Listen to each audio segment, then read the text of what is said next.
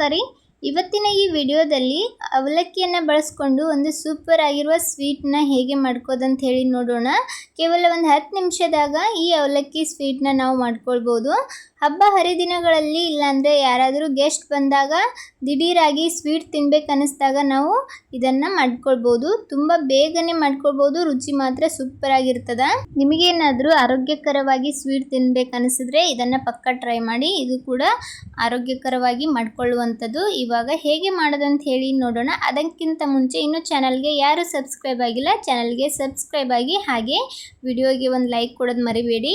ಇವಾಗ ಹೇಗೆ ಮಾಡೋದಂತ ಹೇಳಿ ನೋಡೋಣ. ಮೊದಲಿಗೆ ಒಂದು ಪಾತ್ರೆಗೆ ನಾನು 1.5 ಕಪ್ನಷ್ಟು ಬೆಲ್ಲನ ಹಾಕ್ತಾ ಇದ್ದೀನಿ.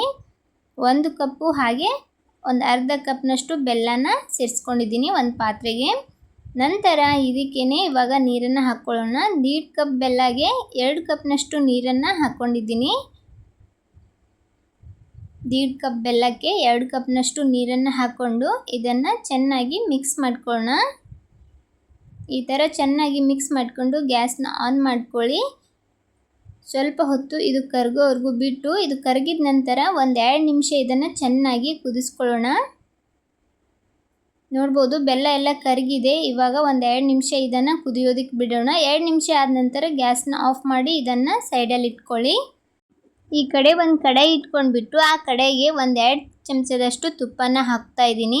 ತುಪ್ಪ ಹಾಕ್ಕೊಂಡು ಅದಕ್ಕೇ ಡ್ರೈ ಫ್ರೂಟ್ಸನ್ನು ಸೇರಿಸ್ತಾ ಇದ್ದೀನಿ. ನಾನಿಲ್ಲಿ ಒಂದು ಸ್ವಲ್ಪ ಗೋಡಂಬಿ ಹಾಗೆ ಬಾದಾಮಿನ ಕಟ್ ಮಾಡಿ ಹಾಕ್ಕೊಂಡಿದ್ದೀನಿ. ಹಾಗೆ ಒಂದು ಸ್ವಲ್ಪ ಒಣ ದ್ರಾಕ್ಷಿನ ತೊಗೊಂಡಿದ್ದೀನಿ. ನಿಮ್ಮ ಹತ್ರ ಯಾವ ಡ್ರೈ ಫ್ರೂಟ್ಸ್ ಇರುತ್ತೆ ಅದನ್ನು ಹಾಕ್ಕೊಳ್ಬೋದು. ಇವಾಗ ಇದನ್ನು ಚೆನ್ನಾಗಿ ಫ್ರೈ ಮಾಡ್ಕೊಳ್ಳೋಣ. ಗ್ಯಾಸ್ನ ಮೀಡಿಯಮ್ ಫ್ಲೇಮಲ್ಲಿ ಇಟ್ಕೊಂಡು ಡ್ರೈ ಫ್ರೂಟ್ಸನ್ನು ಫ್ರೈ ಮಾಡ್ಕೊಳ್ಳಿ. ಹೈ ಫ್ಲೇಮಲ್ಲಿ ಇಟ್ಟರೆ ಅದು ಹೊತ್ತೋಗುತ್ತೆ.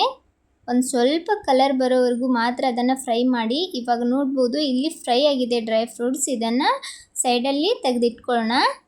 ಅದೇ ಪಾತ್ರೆಗೆ ಇನ್ನೊಂದು ಚಮಚ ತುಪ್ಪ ಹಾಕ್ಕೊಂಡು ಅದಕ್ಕೇ ನಾನು 1.5 ಕಪ್ನಷ್ಟು ಕೊಬ್ಬರಿ ಹಾಕ್ತಾ ಇದ್ದೀನಿ. ಯಾವ ಕಪ್ಪಿಂದ ನಾನು ಬೆಲ್ಲನ ಹಾಕ್ಕೊಂಡಿದ್ದೆ ಅದೇ ಕಪ್ಪಿಂದ 1.5 ಕಪ್ನಷ್ಟು ಕೊಬ್ಬರಿ ಹಾಕ್ಕೊಂಡು ಇದನ್ನು ಒಂದು ಸ್ವಲ್ಪ ಹೊತ್ತು ಹುರ್ಕೊಳ್ಳೋಣ.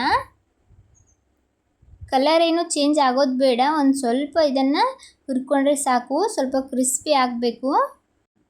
ಸ್ವಲ್ಪ ಕ್ರಿಸ್ಪಿಯಾಗಿ ಒಂದು ಸ್ವಲ್ಪ ಕಲರ್ ಚೇಂಜ್ ಆಗ್ತಿರುವಾಗಲೇ ಇದನ್ನು ತೆಕ್ಕೊಂಡ್ಬಿಡಿ.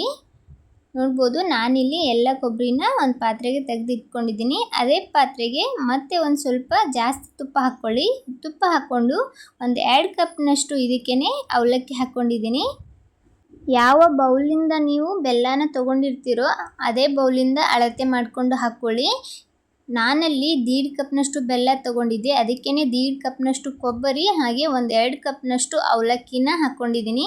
ಇವಾಗ ಈ ಅವಲಕ್ಕಿ ಚೆನ್ನಾಗಿ ಕಲರ್ ಬರೋವರೆಗೂ ಫ್ರೈ ಮಾಡ್ಕೊಳ್ಳಿ. ಸ್ವಲ್ಪ ಹೈ ಟು ಮೀಡಿಯಮ್ ಫ್ಲೇಮ್ ಮಾಡಿಕೊಂಡು ಇದನ್ನು ಫ್ರೈ ಮಾಡ್ಕೊಳ್ಳಿ. ನೋಡ್ಬೋದು ಅವಲಕ್ಕಿಗೆ ಎಷ್ಟು ಚೆನ್ನಾಗಿ ಕಲರ್ ಬಂದಿದೆ ಅಂಥೇಳಿ. ಈ ಥರ ಕಲರ್ ಬಂದ ನಂತರ ಮೊದಲಿಗೆ ನಾವು ಬೆಲ್ಲದ ನೀರನ್ನು ಮಾಡಿ ಇಟ್ಕೊಂಡಿದ್ವಲ್ಲ ಆ ಬೆಲ್ಲದ ನೀರನ್ನು ಇದಕ್ಕೆ ಸೋಸಿ ಹಾಕ್ಕೊಂಡಿದ್ದೀನಿ. ಬೆಲ್ಲದ ನೀರನ್ನ ಹಾಕ್ಕೊಂಡು ಇದನ್ನು ಒಂದು ಸಲ ಈ ಥರ ಮಿಕ್ಸ್ ಮಾಡ್ಕೊಳ್ಳಿ. ಪದೇ ಪದೇ ಮಿಕ್ಸ್ ಮಾಡ್ಲಿಕ್ಕೆ ಹೋಗಬೇಡಿ.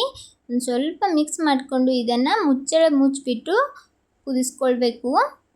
ಒಂದು 5-6 ನಿಮಿಷ ಇದನ್ನು ಕುದಿಲಿಕ್ಕೆ ಬಿಡಿ. ನೀರಿನಂಶ ಎಲ್ಲ ಕಡಿಮೆ ಆಗಬೇಕು. ಅವಲಕ್ಕಿ ಬೇಗನೆ ನೀರಿನಂಶ ಹಿಡ್ಕೊಳ್ಳುತ್ತೆ.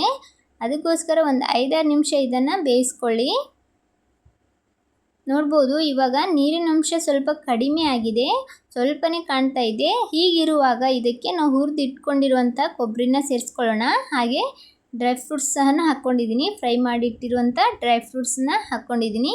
ನಾನಿಲ್ಲಿ ಒಂದು ಏಲಕ್ಕಿನ ಸ್ವಲ್ಪ ಜಜ್ಜಿಬಿಟ್ಟು ಹಾಕ್ಕೊಂಡಿದ್ದೀನಿ. ಎಲ್ಲನ್ನು ಹಾಕ್ಕೊಂಡು ಇದನ್ನು ಚೆನ್ನಾಗಿ ಮಿಕ್ಸ್ ಮಾಡ್ಕೊಳ್ಳೋಣ. ಸ್ವಲ್ಪ ನೀರಿನಂಶ ಇರುವಾಗಲೇ ಇದನ್ನು ಸೇರಿಸ್ಕೊಂಡ್ರೆ ಕೊಬ್ಬರಿನೂ ಸಹ ಚೆನ್ನಾಗಿ ಬೇಯುತ್ತೆ. ಅದಕ್ಕೋಸ್ಕರ ಎಲ್ಲನೂ ಹಾಕ್ಕೊಂಡು ಇದನ್ನು ಚೆನ್ನಾಗಿ ಮಿಕ್ಸ್ ಮಾಡ್ಕೊಳ್ಳಿ. ತುಂಬ ಚೆನ್ನಾಗಿ ಬರುತ್ತೆ. ಈ ಥರ ನೀವು ಸ್ವೀಟ್ನ ಒಮ್ಮೆ ಮಾಡ್ಕೊಂಡು ನೋಡಿ, ಪದೇ ಪದೇ ಮಾಡ್ಕೊಳ್ತೀರಾ, ಅಷ್ಟು ಚೆನ್ನಾಗಿರುತ್ತೆ. ಏನಾದರೂ ಹಬ್ಬ ಹರಿದಿನಗಳಲ್ಲಿ ಯಾರಾದರೂ ಗೆಸ್ಟ್ ಎಲ್ಲ ಬಂದಾಗ ಈ ಥರ ದಿಢೀರಾಗಿ ನಾವು ಮನೆಯಲ್ಲಿ ಸ್ವೀಟ್ನ ಮಾಡ್ಕೊಳ್ಬೋದು. ಇದನ್ನು ಮಿಕ್ಸ್ ಮಾಡ್ಕೊಂಡ್ಬಿಟ್ಟು ಲಾಸ್ಟಲ್ಲಿ ಒಂದು 2 ಚಮಚ ತುಪ್ಪನ ಸೇರಿಸ್ತಾ ಇದ್ದೀನಿ. ಇದು ಆಪ್ಷನಲ್ಲ, ಇಷ್ಟ ಆದರೆ ಹಾಕ್ಕೊಳ್ಳಿ, ಇಲ್ಲದೆ ಇದ್ರೂ ನಡೆಯುತ್ತೆ. ತುಪ್ಪನ ಹಾಕಿಬಿಟ್ಟು ಒಂದು ಸ್ವಲ್ಪ ಮಿಕ್ಸ್ ಮಾಡಿ ಇದನ್ನು ಮತ್ತೆ ಒಂದು 5 ನಿಮಿಷ ಲೋ ಫ್ಲೇಮಲ್ಲಿ ಹಾಗೆ ಬೇಯಿಸ್ಕೊಳ್ಳೋಣ. ಇದನ್ನು ಚೆನ್ನಾಗಿ ಬೇಯಿಸ್ಕೊಂಡ ನಂತರ ಸೈಡಲ್ಲಿ ತುಪ್ಪ ಬಿಟ್ಕೊಳ್ಳುತ್ತೆ, ಆವಾಗ ಇದು ರೆಡಿಯಾಗಿದೆ ಅಂಥೇಳಿ ಅರ್ಥ. ರೆಡಿ ಆದ ನಂತರ ಗ್ಯಾಸ್ನ ಆಫ್ ಮಾಡಿ ಮುಚ್ಚಳ ಮುಚ್ಚಿಬಿಟ್ಟು ಇದನ್ನು ಒಂದು ಸ್ವಲ್ಪ ಹೊತ್ತು ಹಾಗೇ ಬಿಡಿ.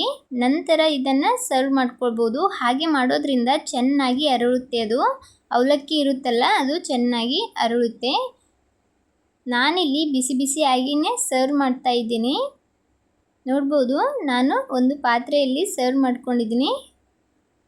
ತುಂಬ ಚೆನ್ನಾಗಿರುತ್ತೆ. ನೀವು ಸಹ ಒಮ್ಮೆ ಟ್ರೈ ಮಾಡಿ. ಟ್ರೈ ಮಾಡಿಬಿಟ್ಟು ಹೇಗಾಗಿತ್ತಂತ ಹೇಳಿ ಕಮೆಂಟ್ ಮಾಡೋದು ಮಾತ್ರ ಮರಿಬೇಡಿ. ಹಬ್ಬ ಹರಿದಿನಗಳಲ್ಲಿ ನಾವು ಒಂದೇ ಥರದ ಸ್ವೀಟ್ಗಳನ್ನು ಮಾಡ್ತಿರ್ತೀವಿ. ಅಂಥ ಟೈಮ್ಗಳಲ್ಲಿ ಈ ಥರ ಡಿಫ್ರೆಂಟಾಗಿ ನಾವು ಮಾಡಿಕೊಂಡು ನೈವೇದ್ಯಕ್ಕೂ ಸಹ ಆಗುತ್ತೆ, ಹಾಗೆ ಎಲ್ರಿಗೂ ಡಿಫ್ರೆಂಟಾಗಿ ತಿನ್ನೋದಕ್ಕೂ ಕೂಡ ಆಗುತ್ತೆ. ತುಂಬ ಚೆನ್ನಾಗಿರುತ್ತೆ. ಒಂದು ಸಲ ಅವಲಕ್ಕಿಯಿಂದ ಇದನ್ನು ಟ್ರೈ ಮಾಡಿ ನೋಡಿ. ಈ ಸಿಂಪಲ್ ರೆಸಿಪಿ ನಿಮ್ಗೆ ಇಷ್ಟ ಆಗ್ಯದ ಅಂದ್ಕೊಂಡಿದ್ದೀನಿ. ಇಷ್ಟ ಆದರೆ ಒಂದು ಲೈಕ್ ಕೊಡಿ, ಹಾಗೆ ತಡ ಮಾಡಬೇಡಿ. ಇದೇ ಥರದ ಇನ್ನಷ್ಟು ರೆಸಿಪಿಗೋಸ್ಕರ ರಮ್ಯಾ ಮನೆ ಅಡುಗೆ ಚಾನಲನ್ನು ಸಬ್ಸ್ಕ್ರೈಬ್ ಮಾಡ್ಕೊಳ್ಳಿ. ಯಾರೆಲ್ಲ ಇನ್ನೂ ಚಾನಲ್ಗೆ ಸಬ್ಸ್ಕ್ರೈಬ್ ಆಗದೆ ವಿಡಿಯೋ ನೋಡ್ತಾ ಇದ್ದೀರಾ, ದಯವಿಟ್ಟು ಚಾನಲ್ಗೆ ಸಬ್ಸ್ಕ್ರೈಬ್ ಆಗಿ ವಿಡಿಯೋ ನೋಡಿ. ನನ್ನ ವಿಡಿಯೋ ಯಾರೆಲ್ಲ ನೋಡ್ತಾ ಇದ್ದೀರಾ ಎಲ್ಲರಿಗೂ ಧನ್ಯವಾದಗಳು.